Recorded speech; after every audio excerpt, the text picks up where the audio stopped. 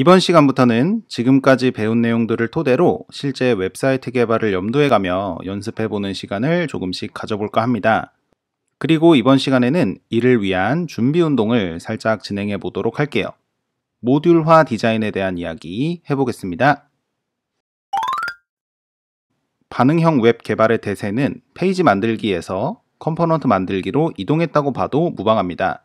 웹 개발 또는 프로그래밍에 있어 컴포넌트란 독립적이고 재사용이 가능한 모듈을 뜻합니다. 부품이라는 거죠.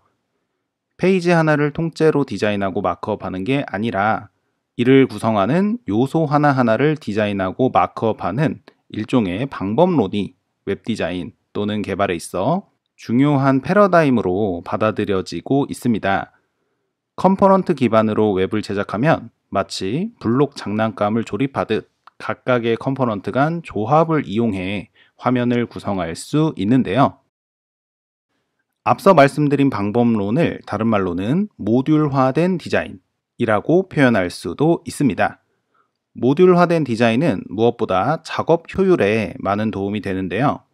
여러 개의 페이지는 각각의 다양한 레이아웃을 가지지만 페이지를 구성하는 컴포넌트의 형태는 대개 비슷한 경우가 많기 때문에 컴포넌트에 초점을 맞추어 웹을 만들면 일이 많이 줄어들게 됩니다. 컴포넌트의 조합을 어떻게 가져가냐에 따라서 페이지의 레이아웃은 얼마든지 변형할 수 있기 때문에 재사용 가능한 조각이 많으면 많을수록 좋겠죠? 앞서 말씀드린 거나 다름없지만 모듈화가 주는 이점을 간단하게 정리해 보았습니다. 반응형 컴포넌트를 만들고 그것들을 조립해 하나의 페이지를 만들면 페이지는 자연스럽게 반응형 페이지가 되기 때문에 자연스럽게 작업을 이어갈 수 있겠고요. 또 컴포넌트를 만든다는 접근 방식은 스타일 재사용이 무척 용이한 방식이기도 합니다. 똑같은 코드를 여러 번 쓰기 좋게 구조를 만들면 되겠고요.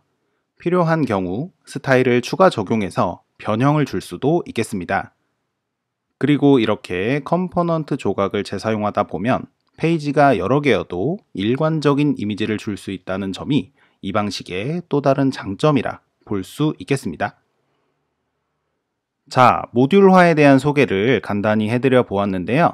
그러면 앞으로 우리는 무엇을 해보면 되는 걸까요? 네, 역시 컴포넌트 조각들을 직접 만들어 보는 것이 가장 좋겠죠? 그래서 앞으로 몇 개의 영상을 통해서 함께 그 연습을 진행해 볼 건데요. 그 전에 준비할 것과 또 보여드릴 것이 있습니다. 그러면 함께 준비해 보실게요. 네, 일단은 가장 먼저 우리가 최종적으로 만들어 볼 페이지를 보여드리도록 하겠습니다. 여기 보시면 제가 미리 만들어 놓은 페이지가 있는데요. 이 페이지는 모듈 3개가 이렇게 분리되어서 조립된 형태의 페이지입니다. 레이아웃 전체를 봤을 때 뭔가 떠오르는 웹사이트가 있지 않으세요? 네, 바로 유튜브를 모방해서 만든 레이아웃 되겠고요. 이 레이아웃은 반응형 레이아웃으로 제가 간단하게 만들어 본 것입니다. 변신하는 모습을 보여드릴 거고요. 3단 변신 있습니다. 일단 처음의 모습은 이렇습니다. 동영상 영역이 4열로 이렇게 정렬이 되어 있고요. 헤더 영역에는 이렇게 웹사이트 제목을 표시하는 부분과 동영상을 검색하는 검색 창과 그리고 사용자의 프로필 사진 이렇게 배치가 되어 있어요.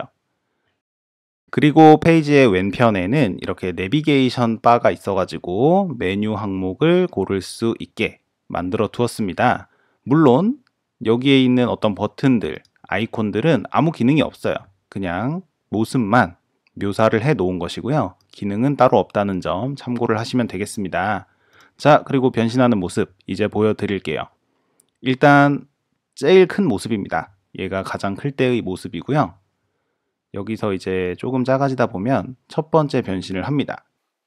첫 번째 변신은 이렇게 4열로 정렬되어 있던 동영상 썸네일 영역이 3열로 바뀌어요. 4열일 때 크기에 맞춰서 이렇게 썸네일 크기가 바뀌다가 많이 좁아지면 열수를 3열로 이렇게 바꾸게 된다. 첫 번째 변화가 되겠고요. 자, 두 번째 변신 보겠습니다. 두 번째 변신은 이 헤더 부분하고 내비게이션 부분을 보시면 돼요. 자, 이렇게 두 번째 변신 때는 헤더에 있던 웹사이트 제목이 사라지는 것을 볼 수가 있고요. 또 내비게이션 메뉴에 텍스트 메뉴가 사라지는 것도 확인할 수가 있습니다. 더불어서 썸네일도 이렇게 2열로 다시 정렬되는 것을 볼 수가 있죠. 그리고 마지막 변신이 있습니다. 마지막 변신은 이렇게 내비게이션 메뉴가 사라지고 헤더 부분의 검색창이 사라지면서 아이콘 메뉴가 생겨요. 또한 동영상 썸네일도 이렇게 일렬로 재정렬되는 것까지 확인할 수 있어요. 화면이 좁아질 때와 마찬가지로 화면이 넓어질 때도 역시나 3단 변신을 합니다. 하나, 둘, 셋, 이렇게 3단 변신을 해서 계속적으로 화면의 크기에 따른 반응을 하고 있다는 것을 확인할 수가 있고요. 앞으로 몇 개의 영상을 통해서 이 페이지를 직접 만드는 연습 진행을 해볼 예정입니다. 그러기 위해서 갖춰야 될 프로젝트 구조가 있는데 아주 간단하니까 보시면서 만들어 두시면 될 것 같아요. 이것이 시작할 때 갖추어야 할 프로젝트 구조입니다. index.html에다가 마크업을 진행할 거고요. index.html과 동일한 자리에는 이미지 폴더와 CSS 폴더가 이렇게 있습니다. 이미지 폴더에는 이미지가 2개만 있으면 되는데요. 저랑 같지 않아도 아무거나 있으셔도 상관이 없는 그런 폴더입니다. 일단 하나는 우리 우측 상단에 프로필 역할을 하기 위해서 표시될 이미지 되겠고요. 또 하나는 뭐겠습니까? 바로 썸네일이죠. 동영상 썸네일로 배치를 해둘 하나의 이미지가 추가로 있으시면 돼요. 예상하셨겠지만 얘는 지금 제 옆에 있는 제 고양이가 맞습니다. 자, 그럼 이제 CSS 폴더를 볼게요. CSS 폴더에는 4개 있습니다. 컴포넌트별로 스타일을 개별 정의하기 위해서 헤더에 대한 스타일과 내비게이션에 대한 스타일, 그리고 썸네일 영역에 대한 스타일 따로 이렇게 정의를 할 거고요. 이것이 모듈화 개념의 기본이 되겠습니다. 그리고 여기에는 reset.css라는 것이 추가로 생성이 되어 있습니다. 자, 이 reset.css는 뭐냐면 우리가 어떤 브라우저를 사용하냐에 따라서 브라우저가 가진 디폴트 스타일이 조금씩 다르기 때문에 말 그대로 브라우저의 디폴트 스타일을 리셋하는 용도의 파일이 되겠고요. 이 파일의 내용은 우리가 직접 작성하는 게 아니라 웹에서 제공되는 라이브러리를 가져다가 사용을 할 거예요. 그것까지 이번 시간에 하겠습니다. 자, 우리 검색창에다가 이렇게 reset.css라고 검색을 한번 해보실게요. 그렇게 하시면 여기 CSS Tools라고 해서 첫 번째 자리에 페이지가 하나 나오게 되고요.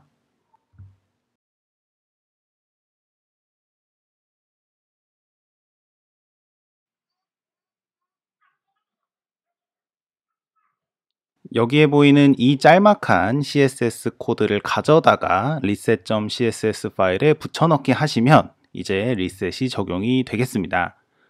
이 소스는 보시다시피 라이센스 넌, 누구나 자유롭게 사용할 수 있는 코드이기 때문에 마음 편히 복사해서 사용하시면 되겠고요. 이 reset.css를 index.html에서 가장 먼저 링크하면서 이번 영상에서 할 준비는 마무리를 하도록 하겠습니다. 네, 이상입니다. 모듈화된 웹 디자인에 대해서 정말 간단히 소개를 해드렸고요. 그것을 연습하기 위한 준비를 살짝쿵 진행해 보았습니다. reset.css를 붙여넣기 하신 이후에 실습 내용은 다음 영상에서부터 본격적으로 진행을 할 거니까요. 준비해 두신 상태에서 다음 영상 시작하시면 되겠습니다. 그럼 이번 영상 이렇게 마치도록 하고요. 다음 영상에서 뵙도록 하겠습니다. 감사합니다.